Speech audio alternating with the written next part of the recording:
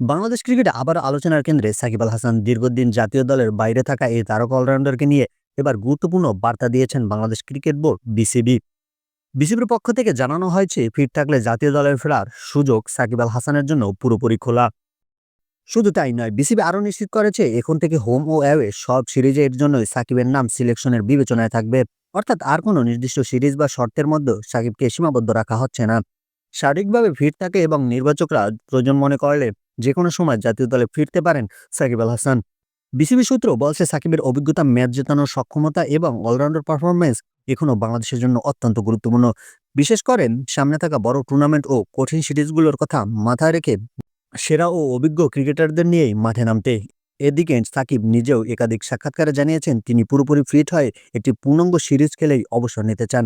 সব মিলিয়ে প্রশ্ন এখন একটাই, ফিটনেস ঠিক থাকলে কি আবারও জাতীয় দলের জার্সিতে দেখা যাবে বাংলাদেশের সবচেয়ে বড় ক্রিকেট তারকাকে? আপনার মতামত কি?